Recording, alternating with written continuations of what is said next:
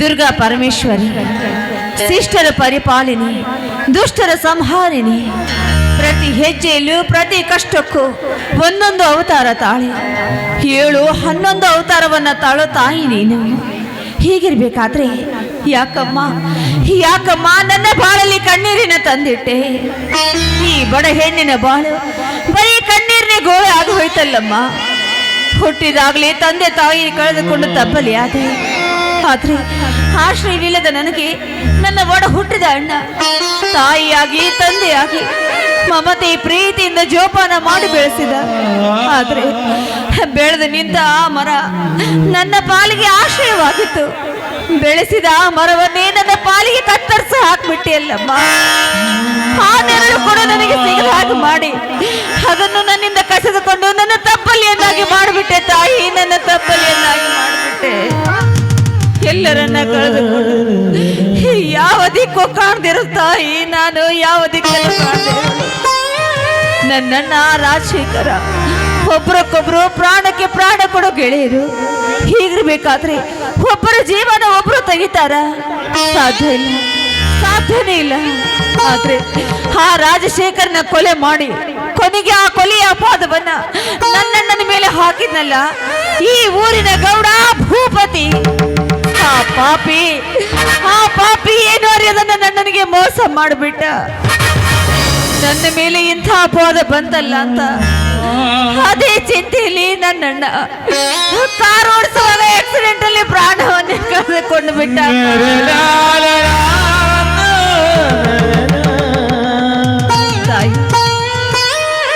ಈ ಭೂಮಿಯಲ್ಲಿ ಹುಟ್ಟಿದ ಹೆಣ್ಣಿಗೆ ಆಶ್ರಯ ಬೇಕು. ಆದ್ರೆ ಎಲ್ಲರನ್ನ ಕಳೆದುಕೊಂಡ ಅನಾಥೆಯಾದ ನನಗೆ ಯಾರ ಆಶ್ರಯ? ಯಾರು ಇರಲಿಲ್ಲ. ಕೊನೆಗೆ ಈ ಊರಿನ ಧರ್ಮಾಧಿಕಾರಿ ದೇವರಾಜ ನನ್ನ ಪಾಲಿಗೆ ದೇವ ಹಾಕಿ ಬಂದು ನನ್ನ ಕೈ ಹಿಡಿದು ಈ ಮನೆಗೆ ಸೊಸೆಯನ್ನಾಗಿ ಮಾಡಿದ್ದಾರೆ. ತಾಯಿ, ನಾನಿನ್ನಲ್ಲಿ ಕೇಳಿಕೊಳ್ಳದಿಷ್ಟು ಆ ನನ್ನ ದೇವರಿಗೆ ಯಾವುದೇ ಕಾಲಕ್ಕಾಗ್ಲಿ ಯಾವುದೇ ಕಾರಣಕ್ಕಾಗ್ಲಿ ಯಾವ ಕಷ್ಟವೂ ಬರಬಾರ್ದು. ನನ್ನ ಪತಿ ಹಾಗೂ ನನ್ನ ಮೈದನರಿಗೆ ಯಾವ ವೈರಿಯ ಕಾಟವೂ ತಾಟಬಾರ್ದು. ಆ ರೀತಿ ಆಶೀರ್ವಾದ ಮಾಡಮ್ಮ.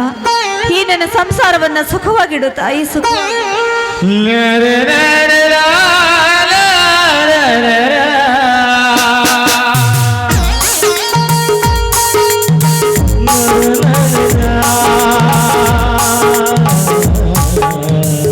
ಸರೋಜ, ಆ ನನ್ನ ಕುಲದೇವತೆಯಾದ ದುರ್ಗಾಮಾತೆ ಹತ್ರ ಅದೇನಂತ ಬೇಡ್ಕೊಂಡೆ? ಇನ್ನೇನ್ರಿ ಬೇಡಿಕೊಳ್ಳಿ, ನಗು ನಗುತ್ತಾ ಇರೋ ಈ ನನ್ನ ಸಂಸಾರಕ್ಕೆ ಸಂತೋಷವೇ ತುಂಬಿರಲಿ, ಯಾವ ವೈರದಾಟ ನಮಗೆ ತಾಕದಿರಲಿ ಅಂತ ಆ ದೇವತ್ರ ಬೇಡಿಕೊಂಡೆ. ತೆಗೆದುಕೊಳ್ಳಿ ಪ್ರಸಾದ.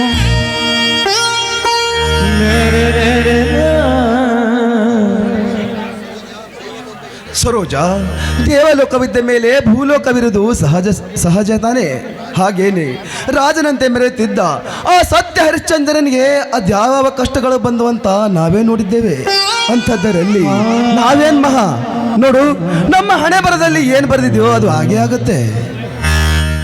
ಅದೇನೇ ಆಗ್ಲಿ, ಆದ್ರೆ ಆ ವೈರಿಗೆ ಕಾಟ ಮಾತ್ರ ನಮ್ಮ ಹತ್ರ ಬರಬಾರ್ದು. ಯಾಕೆಂದ್ರೆ ನಿಮಗೊಂದು ಚಿಕ್ಕ ಗಾಯ ಆದ್ರೂ ಸಹ ಅದನ್ನು ನೋಡಿ ಸಹಿಸಿಕೊಳ್ಳುವ ಶಕ್ತಿ ನನಗಿಲ್ಲ ರೀ, ನನಗಿಲ್ಲ. ಸ್ವಾಮಿ, ಭೂಮಿ ಮೇಲೆ ಹೆಣ್ಣಾಗಿ ಹುಟ್ಟಬಾರ್ದು. ಅದರಲ್ಲಂತೂ ಬಡತನದಲ್ಲಿ ಹೆಣ್ಣು ಹುಟ್ಟಲೇಬಾರ್ದು. ಎಲ್ಲರನ್ನ ಕಳೆದುಕೊಂಡು ಯಾರು ದಿಕ್ಕಿಲ್ಲದೆ ಅನಾಥೆಯಾಗಿ ನಿಂತಿದ್ದೆ ನಾನು. ನನಗೆ ಯಾರೇ ಆ ಸಮಯದಲ್ಲಿ ಆಶ್ರಯ ಆಗಿದ್ದು? ನೀವು ನನ್ನ ಪಾಲಿಗೆ ಕೈ ಹಿಡಿದು ನನಗೆ ಆಶ್ರಯ ಕೊಟ್ಟ ದೇವರು ರೀ ನೀವು.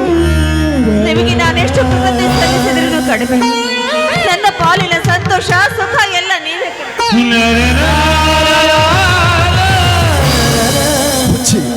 ಯಾರು ಶ್ರೀಮಂತರು, ಯಾರು ಬಡವರು? ಅನ್ಯಾಯ ಮಾಡಿ ಕೋಟಿ ಹಣ ಲೂಟಿ ಮಾಡಿ ಮೆರೆಯುತ್ತಲ್ಲ, ಅಂಥವರು ಬಡವರು. ಕಾಂಡು ಕೆಲಸ ಮಾಡಿ ನಾವೇ ಗಂಡುಗಳೆಂದು ದುರಹಂಕಾರದಿಂದ ಮೆರೆಯುತ್ತಾರಲ್ಲ, ಅಂಥವರು ಬಡವರು. ಜಾತಿ ಒಂದೇ, ಕುಲ ಒಂದೇ, ನಾವೆಲ್ಲರೂ ಒಂದೇ ಎಂಬ ಭಾವನೆಯಿಂದ ಬಾಳ್ತಾರಲ್ಲ, ಅವರೇ ನಿಜವಾದ ಶ್ರೀಮಂತರು. ಸರೋಜ, ನೀನು ಬಡವಳು, ನಾನು ಶ್ರೀಮಂತ ಎಂಬ ಭಾವನೆಯಿಂದ ನಾನು ನಿನ್ನನ್ನು ಮದುವೆಯಾಗಿಲ್ಲ. ಮತ್ತೆ ನಿನ್ನ ನಡೆ, ನಿನ್ನ ಗುಣ, ನಯ, ವಿನಯ ಎಲ್ಲವನ್ನು ಮೆಚ್ಚಿ ನಿನ್ನನ್ನು ಮದುವೆಯಾಗಿದ್ದೇನೆ. ನೋಡು ಸರೋಜ, ನೀನು ಈ ಮನೆಯ ಮಹಾರಾಣಿ ಇದ್ದ ಹಾಗೆ. ನನ್ನ ಅಣ್ಣ ತಮ್ಮಂದಿರನ್ನು ಚೆನ್ನಾಗಿ ನೋಡಿಕೊಂಡು ಈ ಮನೆಯ ಬಾಳ ಜ್ಯೋತಿಯನ್ನು ಬೆಳಗಿದರೆ ನನಗಷ್ಟೇ ಸಾಕು. ನೋಡು, ನಿನ್ನ ಬಾಯಿಯಿಂದ ಇನ್ನೊಂದು ಸಾರಿ ನಾನು ಬಡವಳು ಎಂಬ ಶಬ್ದ ಮಾತ್ರ ಬರಬಾರ್ದು. ಆಯ್ತು ರೀ, ಇನ್ಯಾವತ್ತೂ ಅಂಥ ಮಾತನ್ನ ನಾನು ಆಡೋದಿಲ್ಲ. ಆಯ್ತೆ? ಸರಿ, ತಮ್ಮ ಬ್ರಹ್ಮರಾಜ ತೋಟದಿಂದ ಇನ್ನು ಮನೆಗೆ ಬಂದಿಲ್ವೇ? ಇಲ್ಲ ರೀ, ಬೆಳಗ್ಗೆನೆ ನಾಷ್ಟ ಮುಗಿಸ್ಕೊಂಡು ಹೋಗಿ ಬರ್ತೀನಿ ಅತ್ತಿಗೆ ಅಂತ ಹೇಳಿ ಹೋದ. ಇಷ್ಟೊತ್ತಾದ್ರೂ ಬಂದಿಲ್ಲ. ಇನ್ನೇನು ಸಮಯ ಆಗಿದೆ, ಬರಬಹುದು ಅಂತ ಕಾಣುತ್ತೆ.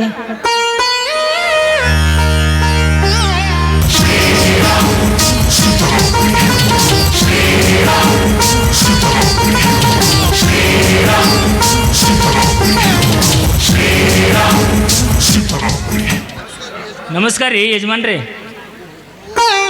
ಓಹೋ, ಶಿವಪ್ಪನವರು, ಬನ್ನಿ ಶಿವಪ್ಪನವರೇ. ಯಾಕೆ ಗಾಬರಿಯಾಗಿರುವಿರಲ್ಲ? ಯಜಮಾನ್ರಿ, ನಮ್ಮೂರು ಗ್ರಾಮ ಪಂಚಾಯತಿಯಲ್ಲಿ ಬಡವರಿಗಾಗಿ ಮೀಸಲಿಟ್ಟ ಜಾಗವನ್ನು ಆ ಭೂಪತಿ ಗೆಸ್ಟ್ ಹೌಸ್ ಅಂತ ಓಪನ್ ಮಾಡಿ ಆ ಜಾಗದಲ್ಲಿ ರೆಸ್ಟೋರೆಂಟ್ ಕಟ್ಟಿದಂತೆ, ಹೌದಾ? ಏನು ಶಿವಪ್ಪನವ್ರೆ, ಇದೇನು ಹೇಳ್ತಿರುವಿರಿ? ಹೌದಣ್ಣ, ಹೌದು, ಹೇಳ್ತಿರೋದಲ್ಲ ನಿಜ. ಇದೆಲ್ಲ ಶ್ರೀಮಂತರ ಶ್ರೀಮಂತಿಕೆ ಅಹಂಕಾರ. ಅದಲ್ಲದೆ ಕೆಲ ಜನವರಿಗೆ ಮೋಸ ಮಾಡಿ ಅವರ ಜಾಗವನ್ನು ತಾವಾಗಿ ಯೂಸ್ ಮಾಡ್ತಿದ್ದಾರೆ. ಇದನ್ನೆಲ್ಲ ನೋಡ್ಕೊಂಡು ಅಲ್ಲಿಯ ಜನರೆಲ್ಲ ಸುಮ್ಮನಿದ್ದಾರ? ಈಗಿನ ಜನರು ಸರಿ ಇಲ್ಲ ಬಿಡಿ ಯಜಮಾನರೇ. ಶ್ರೀಮಂತರ ಕಾಗದ ನೋಟಿಗೆ ಬೆಲೆಗೆ ಆಸೆ ಪಟ್ಟು ತಾವಿರುವಂಥ ಸಮಸ್ಯೆಗಳನ್ನು ತಾವೇ ಬಗೆಹರಿಸಿಕೊಳ್ತಿಲ್ಲ. ಹೀಗಾಗಿ ಅವರು ಸಮಸ್ಯೆಗಳನ್ನು ತಾವು ತೀರಿಸಿಕೊಳ್ಳಾಗದೆ ತಾವು ಅಲ್ಲೇ ಇದ್ದಿದ್ದಾರೆ.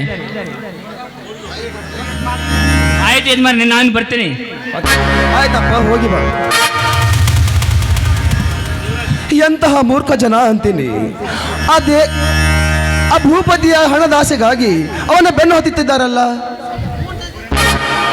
ಯಾಕೆ ಸರೋಜ, ನಿನ್ನ ಕಣ್ಣಲ್ಲಿ ನೀರು? ಹೌದು ರೀ, ಧರ್ಮದ ದಾರಿಲಿ ನಡೋ ಧರ್ಮದ ಆಕೆಗೆ ಎಂಥವ್ರು ಇಂಥ ಪ್ರಶ್ನೆ ಕೇಳುವುದೇ ಏನ್ರಿ? ಅವತ್ತು ನನ್ನಣ್ಣ ಯಾವ ತಪ್ಪು ಮಾಡ್ದ ಅಂತ ಅವನಿಗೆ ಇಂಥ ಶಿಕ್ಷೆ ಸಿಕ್ತು. ಅವತ್ತು ಇದೇ ಸಮಾಜದ ಜನ 4 ಜನರ ಮಧ್ಯ ಇಲ್ಲ, ಆ ರಾಜಶೇಖರನ ಕೊಲೆ ಶಿವಲಿಂಗಣ್ಣ ಮಾಡಿಲ್ಲ ಅಂತ ಒಂದೇ ಒಂದು ಮಾತು ಹೇಳಿದ್ರೆ ಸಾಕಿತ್ತು ರೀ. ಇವತ್ತು ನನ್ನಣ್ಣ ನನ್ನ ಕಣ್ಣೆದುರಿಗೆ ಜೀವಂತವಾಗಿ ಇರ್ತಾ ಇದ್ದ. ಅದನ್ಯಾರು ಹೇಳಿಲ್ಲ. ಕೊನೆಗೆ ನನ್ನ ಮೇಲೆ ಇಂಥ ಅಪವಾದ ಬಂತಲ್ಲ ಅಂತ ಅದೇ ಚಿಂತೆಯಲ್ಲಿ ಕಾರ್ ಓಡಿಸುವಾಗ ಆಕ್ಸಿಡೆಂಟ್ ಅಲ್ಲಿ ನನ್ನ ಪ್ರಾಣವನ್ನೇ ಕಳೆದುಕೊಂಡು ಬಿಟ್ಟಾರೆ. ಈ ಸಮಾಜ ಒಗ್ಗಟ್ಟಿಲ್ಲದ ಸಮಾಜ ಅಂದ್ರೆ ಒಗ್ಗಟ್ಟಿಲ್ಲದ ಸಮಾಜ. ಸಮಾಧಾನ ಮಾಡಿಕೋ ಸರೋಜ, ಸಮಾಧಾನ ಮಾಡಿಕೋ. ಹುಟ್ಟಿದ ಜೀವಿಗೆ ಸಾವು ಸಹಜ. ಸಾವು ಎಂಬುದು ಎಲ್ಲರಿಗೂ ತಪ್ಪಿದ್ದಲ್ಲ ನಿಜ. ಆದರೆ ಆ ಸಾವಿನ ಸತ್ಯವನ್ನು ಸುಳ್ಳಿಗೆ ಅನ್ಯಾಯವಾಗಿ ಹೋಯ್ತಲ್ಲಣ್ಣ, ಅದು ನಿಜನ. ಇದಕ್ಕೆಲ್ಲ ಕಾರಣ ಆ ಸೊಕ್ಕಿನಿಂದ ಮೆರೆಯುತ್ತಿರುವನಲ್ಲ ಆ ಭೂಪತಿ. ಆ ಭೂಪತಿಗೆ ತಕ್ಕ ಶಿಕ್ಷೆಯನ್ನು ನೀಡದಿದ್ದರೆ ಮೋಸದಿಂದಾಗಿರುವ ಆ ಸಾವಿನ ಆತ್ಮಕ್ಕೆ ಶಾಂತಿ ಇಲ್ಲ, ಶಾಂತಿ ಇಲ್ಲ.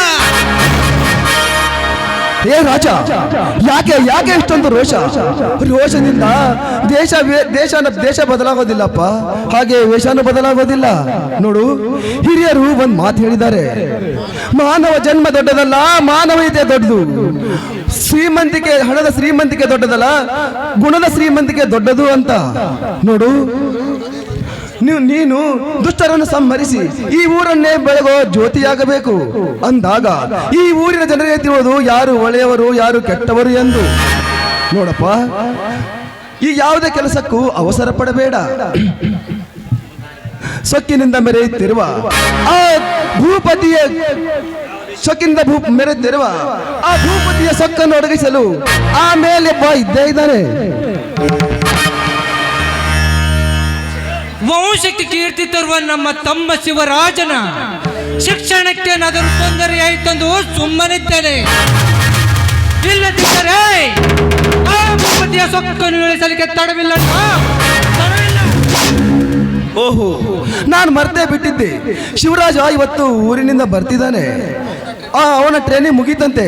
ನೀನು ಹೋಗಿ ಅವನಿಗೆ ಬಸ್ ಸ್ಟ್ಯಾಂಡಿಂದ ಕರೆದುಕೊಂಡು ಬಾ. ಓಹೋ, ನಮ್ಮ ಶಿವರಾಜ ಇವತ್ತು ಊರಿಗೆ ಬರ್ತೀನಂತೆ ಹೇಳಿದ್ದನಣ್ಣ.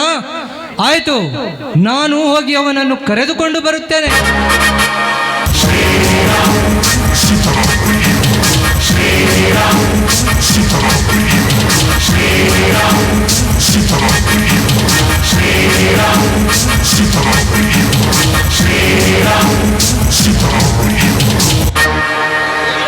ಹಾ, ಏನ್ರಿ, ಹೇಗೋ ಮೈದನ ಇನ್ನೊಬ್ಬ ಮೈದನ ಕರ್ಕೊಂಡು ಬರ್ತೀನಿ ಅಂತ ಹೋದ. ನಾನು ಒಳಗಡೆ ಹೋಗಿ ಅವ್ರು ಬರೋದ್ರೊಳಗಾಗಿ ಬಿಸಿ ಬಿಸಿಯಾಗಿ ಅಡಿಗೆ ಮಾಡಿಟ್ಟು ಬರ್ತೇನೆ. ಬರಲಾ? ನಿಲ್ಲು ಸರೋಜ, ಅಡಿಗೆ ಆಮೇಲೆ ಮಾಡುವಂತೆ. ಈಗ ನಿನ್ನ ಹಾಡಿನ ಒಂದು ಸಿಹಿಯಾದ ಹಾಡನ್ನು ಹಾಡಬಾರ್ದೆ. ಅಯ್ಯೋಯ್ಯೋ, ಇಷ್ಟು ಜನರ ಮಧ್ಯಾಹ್ನ ಒಲ್ಲಪ್ಪ, ನಾಚಿಕೆ ಹಾಕೈತಿ.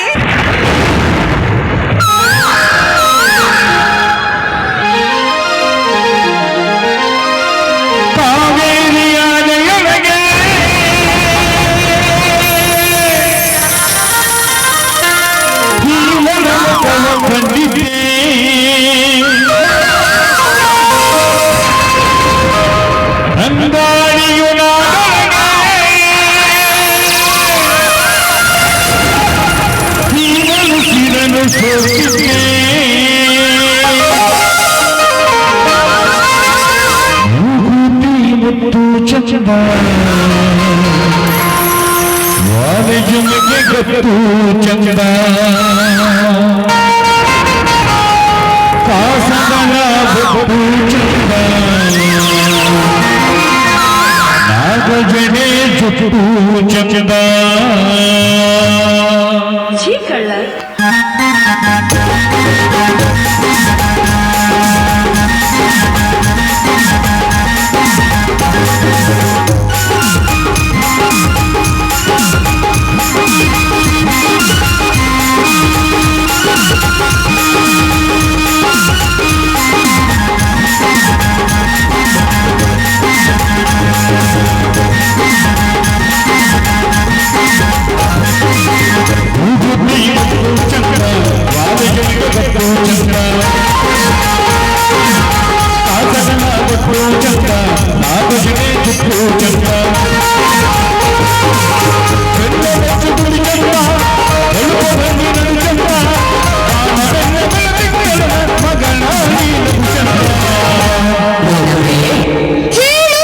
ನೀನಂದ್ರೆ ತುಂಬಾ ಇಷ್ಟ.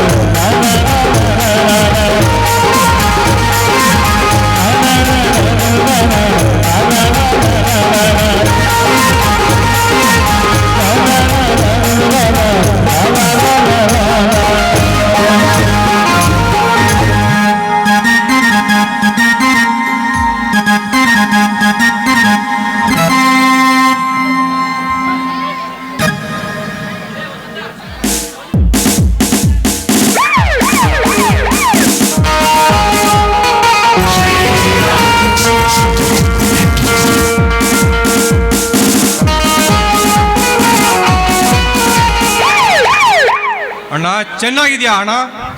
ನಾನ್ ಚೆನ್ನಾಗಿದ್ದೀನಪ್ಪ, ನೀನ್ ಚೆನ್ನಾಗಿದ್ಯಾ? ಎಲ್ಲಿ ಅತ್ತಿ ಕಾಣ್ತಾ ಇಲ್ಲಲ್ಲ? ಹಾ, ಸರೋಜಾ ಸರೋಜಾ,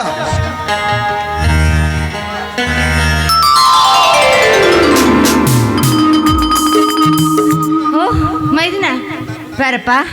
ಹೇಗಿದೆಯೋ? ಚೆನ್ನಾಗಿದೆಯಾ? ಸಂತೋಷವಾಗಿದೆಯಾ ತಾನೇ? ಚೆನ್ನಾಗಿದ್ದೀನಿ ಅತ್ತಿಗೆ, ನೀವು ಚೆನ್ನಾಗಿದ್ದೀರ ತಾನೆ? ನಾವು ಚೆನ್ನಾಗಿದ್ದೀವಪ್ಪ. ನೀನು ಸಂತೋಷವಾಗಿದ್ದೀನಿ ಅತ್ತಿಗೆ, ನಗಿನಗ್ತಾ ಇದ್ದೀನಿ ಅಂತ ಹೇಳಿದ್ರೆ ಸಾಕು, ನಾವು ಸಂತೋಷವಾಗಿದ್ದ ಹಾಗೆ.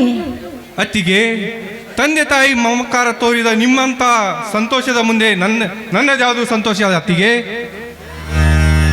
ಹಾಗೆಲ್ಲ ಅನ್ಬಾರ್ದು ಕಣೋ. ನೀವು ನನಗೆ ಹೆತ್ತ ಮಕ್ಕಳಿದ್ದ ಹಾಗೆ. ನಿಮ್ಮ ಸಂತೋಷ, ನಿಮ್ಮ ಖುಷಿನೇ ನಮ್ಮ ಖುಷಿಯಪ್ಪ. ಏನ್ರಿ ನೋಡ್ರಿ ಹೆಂಗ್ ಕಾಣ್ತಾ ನನ್ನ ಮೈದನ, ಒಳ್ಳೆ ಸಾಯಿ ಕುಮಾರ್ ಕಣ್ಣ ಕಾಣಂಗಿಲ್ಲ. ವಯ ವಯ ವಯ ವಯ ತೆಗ್ಗಿ ತಾಂಡೆ ಹುಡುಗಿಯರ ಕಣ್ಣು ನನ್ನ ಮೈದನಿಗೆ ತಾಕದೇ ಇರಲಿ. ಯವ್ವಾ, ಯೂನಿಫಾರ್ಮ್ ಹಾಕೊಂಡು ತುಂಬಾ ಸುಂದರವಾಗಿ ಕಾಣ್ತಾ ಇದೆಯಪ್ಪ. ನೋಡು ತಮ್ಮ, ಈ ಕಾಕಿ ಬಟ್ಟೆ ಇರುವುದು ನೀನು ಚೆನ್ನಾಗಿ ಕಾಣುವುದಕ್ಕಲ್ಲ.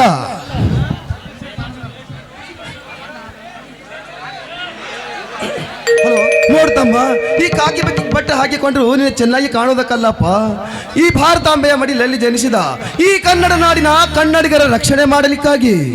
ನೋಡು, ಶ್ರೀಮಂತರನ್ನು ಕಂಡರೆ ಸಲಾಂ ಹೊಡೆದು ಬಡವರನ್ನು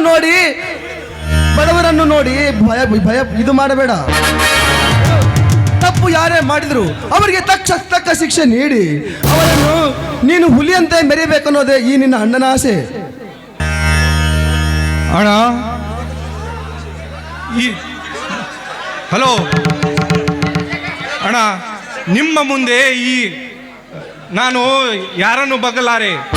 ಖಂಡಿತವಾಗಿ ನಾನು ನಿಮ್ಮ ಮಾತನ್ನು ಉಳಿಸಿಕೊಳ್ಳುತ್ತೇನೆ ಅಣ್ಣ, ಮಾತು ಉಳಿಸಿಕೊಳ್ಳುತ್ತೇನೆ. ಆಯ್ತಪ್ಪ, ನನಗೆ ತುಂಬಾ ಸಂತೋಷವಾಯಿತು. ಒಬ್ಬ ತಮ್ಮ ಇಡೀ ಊರನ್ನೇ ಕಾಯೋ ವೀರ, ಇನ್ನೊಬ್ಬ ತಮ್ಮ ಕನ್ನಡಿಗರ ರಕ್ಷಣೆ ಮಾಡೋ ಶೂರ ಅಂದಾಗ ನನಗೆ ಇನ್ಮೇಲೆ ಯಾವ ಚಿಂತೆ. ಸರೋಜಾ, ನಡೆರೆ ಎಲ್ಲರೂ ಊಟ ಮಾಡೋಣ. ಅಲ್ರಿ, ನಮ್ದು ಇನ್ನೊಂದು ಮರಿ ಹುಲಿ ಎಲ್ಲಿ ಹೋತು? ನೀವು 3 ಜನ ಅಣ್ಣ ತಮ್ಮಂದ್ರು ಹೀಗೆ ನಗನಗತಾ ಇರಬೇಕು ರೀ, ಅದೇ ನನ್ನ ಆಸೆ. ನೀವು ನಗನಗತಾ ಇರಬೇಕು ಅಂತ ಆ ತಾಯಿ ದುರ್ಗಾ ಪರಮೇಶ್ವರಿಯಲ್ಲಿ ನಾನು ಸದಾ ಬೇಡಿಕೊಳ್ತಾ ಇರ್ತೀನಿ. ಬನ್ನಿ ಹಾಗಾದ್ರೆ ಇದೇ ಸಂತೋಷಕ್ಕೆ ಕೂಡಿ ಹಾಡೋಣ ಅಂತ. ಏನಪ್ಪ, ಬಾಹುಬಲಿ ತಂಗಿ ತಂಡ ರಾಜ ಹುಲಿ ಹಾಡೋಣ ಅಂತೀಯ? ಆಗ್ಲಿ.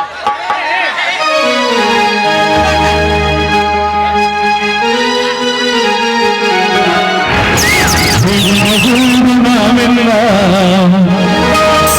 ಏನಾದರೂ ಏನಿಲ್ಲ, ನನಗಳು ಸೇರಿದರೆ ತುಂಬಿದ ಮನೆಯಂತೆ, ತುಂಬಿದ ಮನೆಯವರೇ ಧರೆಯಲಿ ನಗುವಿನ ದೊರೆಯುತ್ತೆ. ನಿನಗೂರು ನಾವೆಲ್ಲ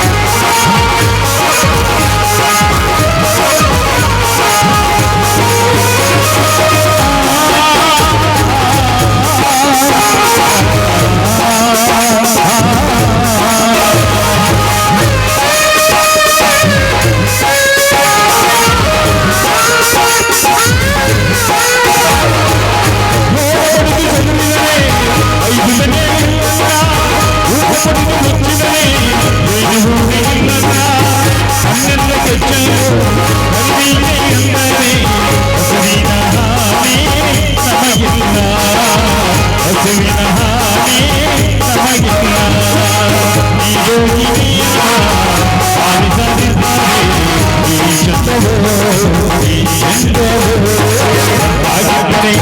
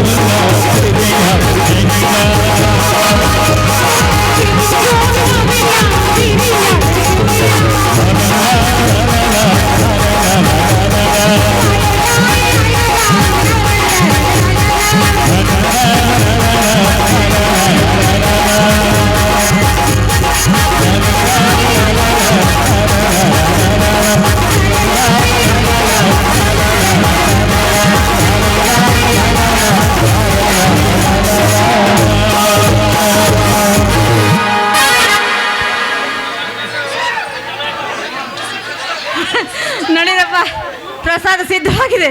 ಬಿಸಿ ಬಿಸಿ ಇರುವಾಗಲೇ ಉಣ್ಬೇಕು, ತಣ್ಣಗಾದ ರುಚಿ ಹತ್ತಲ್ಲ. ಆಯ್ತು ನಡ್ರಿ, ಒಳಗೆ ಊಟ ಮಾಡಿ. ನಡಿ ನಡಿ.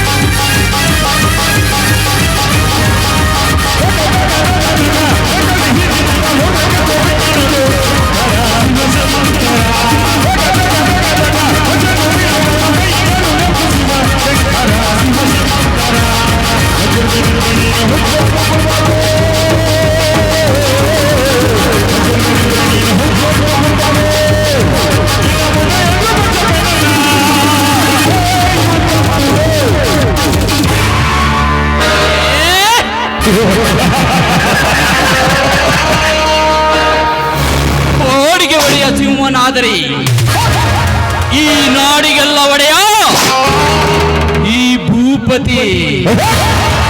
ಜಯಸಿಂಹ, ಜಯಸಿಂಹ.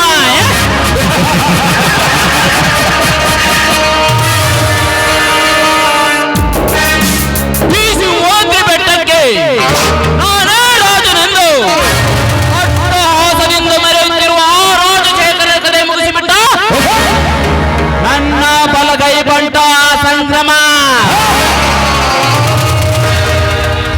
ಬೀಸುವುದೋ ಬಿರುಗಾಳಿ, ಮರೆಯುವುದೋ ಬಿಳಿಹಾಳಿ. ಆದರೆ ಈ ಊರಿಗೆಲ್ಲ ನಾನೇ ಹುಲಿ ರಾಯ್.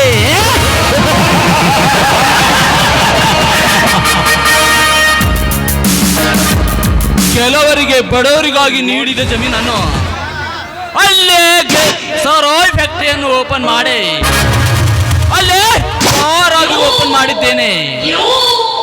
ಅಷ್ಟೇ ಅಲ್ಲ, ಕೆಲವು ಜಮೀನ್ದಾರಿಗೆ ಹಣದಾಸೆಯನ್ನು ತೋರಿಸಿ ಅವರ ಜಮೀನನ್ನು ನನ್ನ ಹೆಸರಲ್ಲೇ ಮಾಡಿಕೊಂಡು ರಾಜನಂತೆ ಮೆರುವೆ ಈ ಊರಿನಲ್ಲಿ.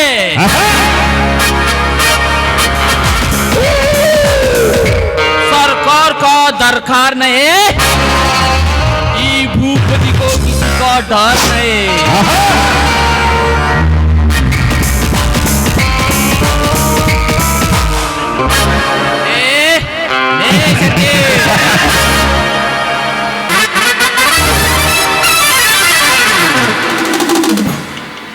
ಯಪ್ಪ ದಣ್ಯಾರ ಕರದ್ರೇನ್ರಿ? ಲೇ ಶೆಟ್ಟಿ, ಓ ಲ್ಯಾಂಬ್ಡೆ ಇನ್ನು ಬಂದಿಲ್ವೇ? ಬಂದಾನ್ರಿ ದಣ್ಯಾರ.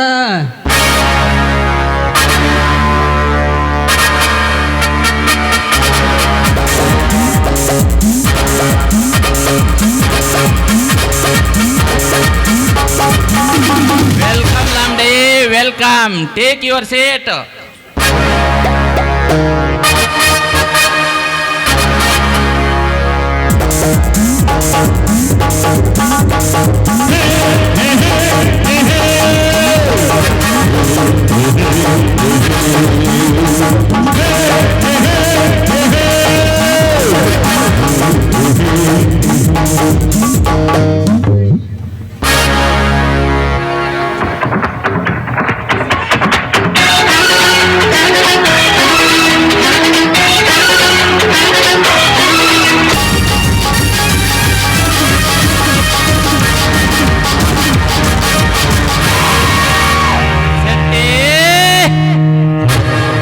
ನಾವು ಸರೋಯ್ ಫ್ಯಾಕ್ಟ್ರಿ ಓಪನ್ ಮಾಡುತ್ತಿರುವ ಜಾಗ ನೋಡು.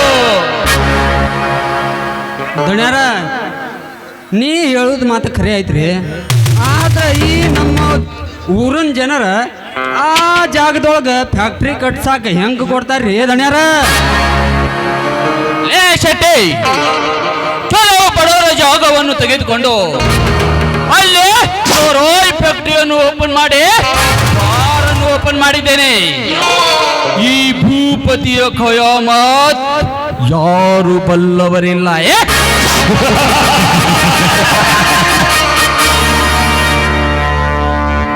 What are you saying?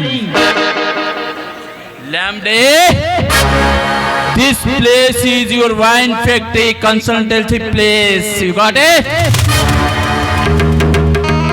Mr. Bhuti, this place is my place because side of place. Alcohol business is running and give more profit. Lamde, this place value is around 20 crore rupees, you know? Okay, the money in your hand tomorrow. Bye. ಏ ಮಿದ್ರಿ ಮಗನ, ಹೆಂಗ ಮಾತಾಡಕತ್ತಿದ್ದು ಒಂದು ತಿಳ್ಬಾರ್ದತ್ತ. ಏನು ಫಸು ಫುಸು ಫುಸು ಫುಸು ಕಾಸು ಫುಸು. ನಾವು ಬಂಜಾರ ಹುಡುಗರು ಸೀದಾ ಕನ್ನಡದೊಳಗೆ ಮಾತಾಡ್ಬೇಕು, ಇಲ್ಲಿಗಂದ್ರೆ ಬಂಜಾರದೊಳಗೆ ಮಾತಾಡ್ಬೇಕು. ಒಂದು ತಿಳ್ವಲ್ದಾಗೈತ್ರಿ ದಣ್ಯಾರ. ಆ ಲಾಂಬಡೆಗೇನ ಜಾಗ ಕೊಟ್ರಿ ಖರಿ ಆತ್, ಮುಂದೆ ಹೆಂಗ್ರಿ?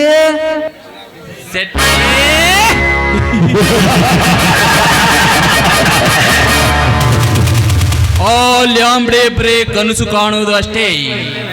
ಈ ಭೂಪತಿಯ ಕನಸನ್ನು ನನಸು ಮಾಡಬೇಕಾದರೆ ಓ ಲ್ಯಾಂಬ್ಡೆ ಹೆಸರು ಜಾಗ ಮಾಡುತ್ತೇನೆ ಎಂದು ಸುಳ್ಳು ಹೇಳಿ ಎಲ್ಲ ಜಾಗವನ್ನು ನನ್ನ ಹೆಸರಲ್ಲೇ ಮಾಡಿಕೊಂಡು ರಾಜನಂತೆ ಮೆರೆಯುವೆ ಈ ಊರಿನಲ್ಲೇ.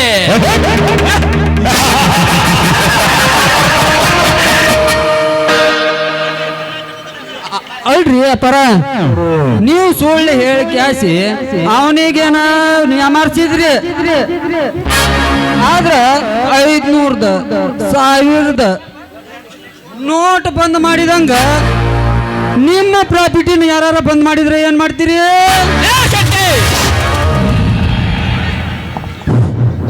ಈ ಕೋಡಿಗೆ ನಾನೇ ಹುಲಿರಾಯ ಇರುವಾಗ ನನ್ನ ಎದುರು ನಿಂತ ಹುಲಿ ಯಾವುದಲೇ ಅದು?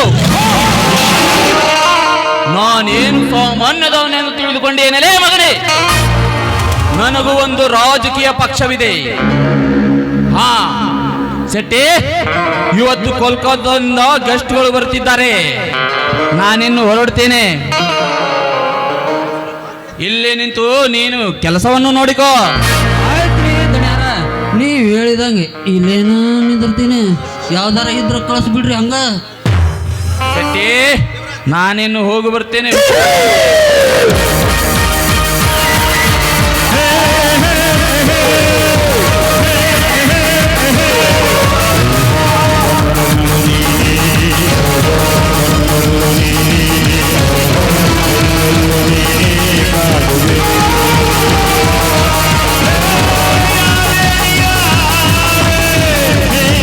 ಇದೆಲ್ಲ ಏನ್ ನಡೀತಾ ಇದೆ ಇಲ್ಲಿ?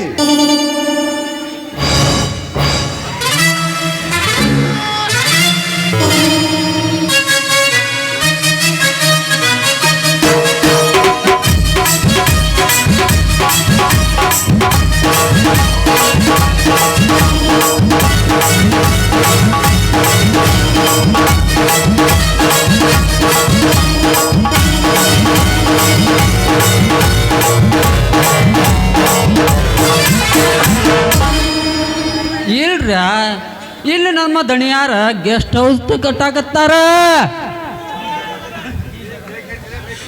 ಈ ಜಾಗದಲ್ಲಿ ಅವರದೇನು ಅಧಿಕಾರ ಇಲ್ಲ. ಈ ಜಾಗ ಈ ಪಂಚಾಯತಿಗೆ ಸೇರಿದ್ದು. ಬಡಬಗ್ಗರಿಗೆ ಮನೆ ಕಟ್ಟಿಸಿಕೊಡಲಿಕ್ಕೆ ಅಂತ ಇಟ್ಟಿರೋ ಜಾಗ ಇದು. ಸುಮ್ಮನೆ ಈ ಕೆಲಸ ನಿಲ್ಲಿಸಿದರೆ ಸರಿ, ಇಲ್ಲವಾದರೆ ನಮ್ಮ ದಣಿಯಾರ ರಗಡ ಜಾಗದಾವ ಅಲ್ಲಿ ಕಟ್ಟಿಸ್ಕೊಟ್ರ ಆತ. ಯಾಕೆ ವಿಚಾರ ಮಾಡ್ತಿ?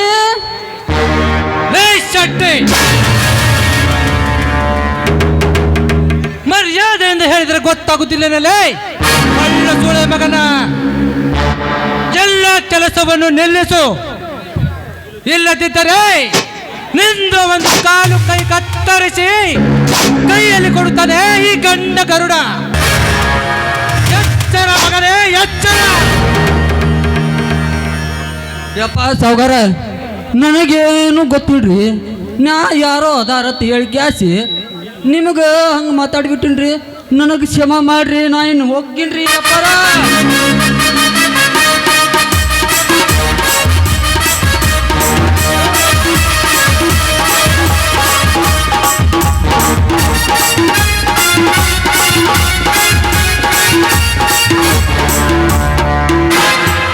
ಹೋಗು ಶೆಟ್ಟಿ ಹೋಗು, ನಿನ್ನ ಜೊತೆ ನಮ್ಮದೇನು ಕೆಲಸ? ಆ ಶ್ರೀಮಂತ ಭೂಪ್ರೀತಿಯ ಶ್ರೀಮಂತಿಕೆ ಅದೆಷ್ಟಿದೆ ಅಂತ ನಾನು ನೋಡೇ ಬಿಡ್ತೇನೆ. ನಡಿ ರಾಜ, ಹೋಗೋಣ.